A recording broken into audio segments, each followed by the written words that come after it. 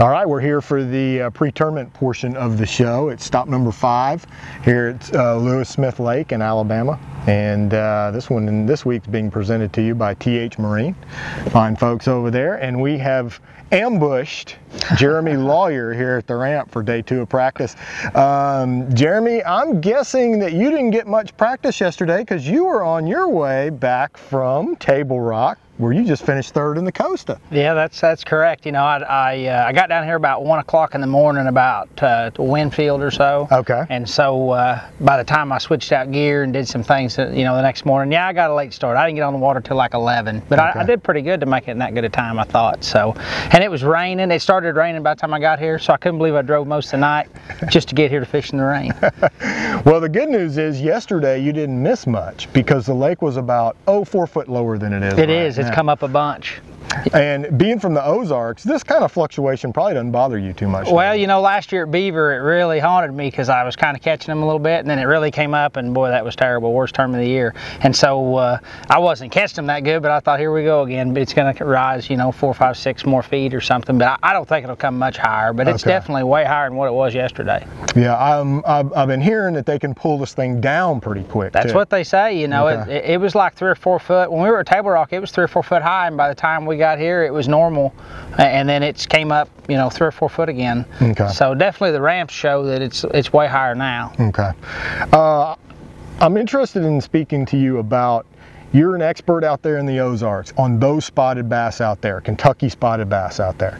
These in this lake, Alabama spotted bass. I've been real infatuated lately with the whole concept of Kentucky's versus Alabama's and how they behave and act different. Give us something on that. Well, I mean, I can tell you a little bit about the Ozarks one, but you know, these here are definitely like oil and water. I mean, they just don't do the same things. I mean, I went to Lanier and was completely lost chasing the herring and chasing. I mean, I could catch a few, but you know, just random stuff, and I'm doing the same thing here. Whatever they do, I mean, I'm no expert on them, but whatever they do, I am missing the boat on. Once I leave Missouri, they're just different. I don't think it's actually that. It's just the fact that they're not shad related. You know, they're cruising herring related, and the ones you do catch like up the river are so much thinner than the ones that chase the herring. I learned that in here, so you know, to stay away from that. But no, I can't answer that, but it's definitely 2 different beasts. Okay, so knowing what you know from Lanier, I'm guessing that you've spent some time down in the lower end of this lake, the more stable portion of it. Yeah, I have forced myself to stay down here, you know, and I'm pretty well doing about the same way I was at Lanier, you know, just randomly getting a few bites. I can get a few fish to actually attempt to eat the bait and different things, you know, follow and on a whole group of baits, but I just can't seem to get them to eat it, and it's got something to do with these herring the way they are. Maybe the baits I'm throwing, the colors, you know, whatever that normally work in the Ozarks are definitely not the one bait they want here.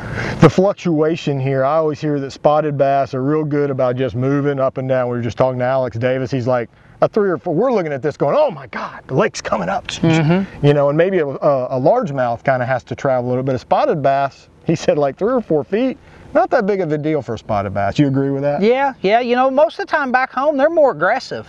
You can kind of see that by day 3 of the weigh-in at the Costa. You know, it was kind of off, and a lot of spots were weighed in. They were a little more aggressive than the largemouth that day. But it seems like once you leave the Ozarks, they're a different beast. They're not as aggressive as they are in the Ozarks. They're more timid, and they just float around out there like suspended in the sun. They don't, like at the Ozarks, we catch them like that, but they're in the trees. They're related to some piece of structure.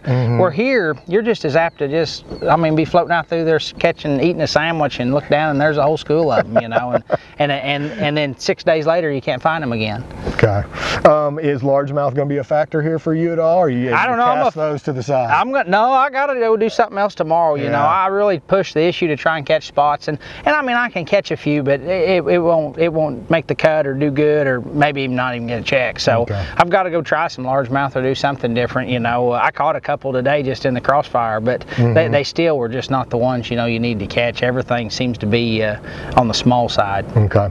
If at Cumberland, that ended up being people really committing to a species. Largemouth guys committed, smallmouth guys committed. There wasn't really a mix going on. Would you like to find a mixed bag situation here, or by the time practice is over, would you just like to be going spotted bass or largemouth? Well, the same way it was like at Lanier, you could catch largemouth mixed in with the spots, and I think you'll see some of that here. The word is, just a couple guys I've talked to, is that even when you get up in the river to target more largemouth, you're still going to catch some spots. And I come down here for 2 days of pre-practice before I went to Cumberland, and that's kind of the way it was then. You could catch spots just as far back in that garbage as you could the largemouth way up the river. So I'm kind of expecting to see it more mixed. Yeah. Okay. Yeah. I think the guys that'll do well will either have one or the other. Okay. That know how to catch them. And if I can figure out how to get the ones that I'm seeing to eat everything, I mean, I could do well, but I don't know. I don't know what that's going to take to trigger. Last question for you. I know a little bit about your background on the water. You been in any marinas this week? There's really not that many in here. I mean, there are some, but they don't set up the way like at Lanier or anything like that. Okay. It's just not quite the same, But it could happen, but there's just not that many of them. And when you do pull into one, there's 2 or 3 other guys around, and so I just don't think the fish are grouped up good enough to do that. It looks like to me it's just going to be a real random deal, unless we just get some rain and they just start chewing. Okay. Last thing for you, the run-ins. The run-ins going pretty good right now. In the Ozarks, that's a big deal, and they are going great right now. And maybe down at the waters, upper 60s, almost 70, they don't relate to it like they do when it's 50 or 45, with that warmer water. Okay. Because you can catch a fish back there, but in no way is it some big, flurry like it would be in the spring if it was colder. Okay. So I'm kind of thinking the water temperatures, they don't relate to it quite as well. Okay. Well, Jeremy, we're hoping that you can get these darn Alabama spotted bass figured out in another day or so and bring some to the weigh-in. Well, I appreciate it. I hope to use that momentum from Table Rock here, but we're going to have a little bit of luck. Sounds good. Thank you, Jeremy. Thank you. Ladies and gentlemen, welcome to the Rob and Rob show here at Smith Lake. We've ambushed Rob Jordan from over at the Lake Lanier area. Rookie on tour this year, is that correct? That's correct. And I'm assuming that your home lake over there is Lanier, and I'm assuming you kind of got into the tour this year because it was a home, a stop in your backyard over there, finished 29th, made the top 30 cut. Now over at Smith Lake, kind of a similar lakes, similar kind of spotted bass. Have you been over here much before? Is this your first time? Actually, yesterday's the first time I've ever seen this lake. So it's, there is a lot of similarities to the spots and kind of where they set up and what they're feeding on, obviously. But there is a lot of differences in the lake too, as far as, this lake's a lot narrower. You don't have the big open water. You don't have as many of the big, long flat points and things like that. It's a lot steeper, but a lot of similarities though. Okay. As I understand it, I've talked to some of the California guys who are so good at those Alabama spots, and this lake, Alabama spots, Lanier Alabama spots as well. Do they and they kind of act the same? They do act the same. Okay. I've noticed just fishing, the last 2 days, that there is a lot of similarities. Okay. They group up together, and then also on the same sense, like at Lanier, they can be there 1 minute and kind of go on the next. So, and I think the herring have a lot to do with that. Just the roaming nature of Absolutely. them. Okay. Yeah. So I guess it's kind of pointless to ask you about the largemouth bite here.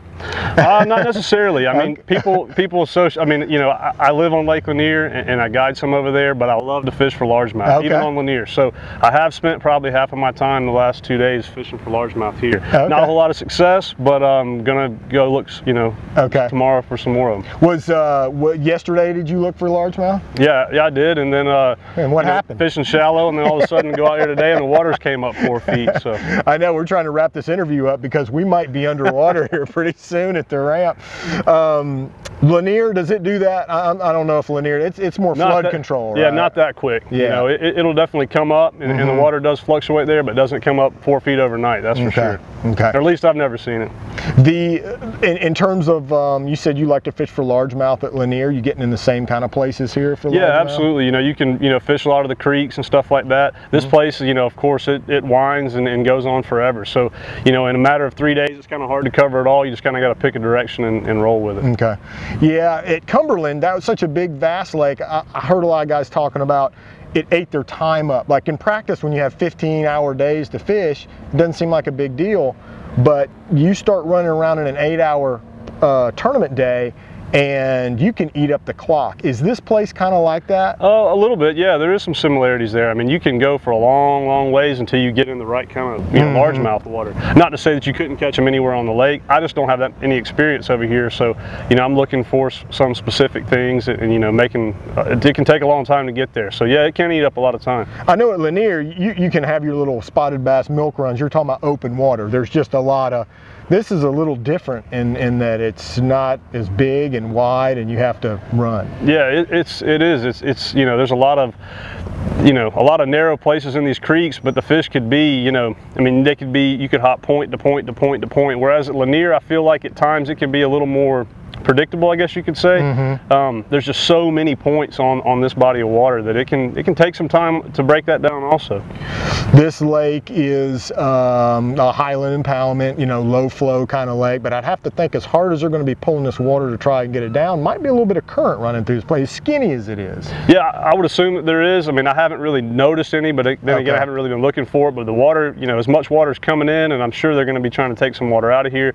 Absolutely, current, could definitely be a factor this week. And kind of position these fish a little bit better? Absolutely. I mean, a spotted bass is, at the top of the list of an ambush predator. They're going to be right there, ready to eat, eat herring. And I notice there's a lot of threadfin in here too. I don't think they're picky as far as one or the other. Anything they can get around, they're going to eat them. Biggest spotted bass you've caught in the last couple of days? Caught some 4-pounders. Nice, nice. Not many of them. Okay. And that does concern me. Not a whole lot of bites, but have had some quality bites.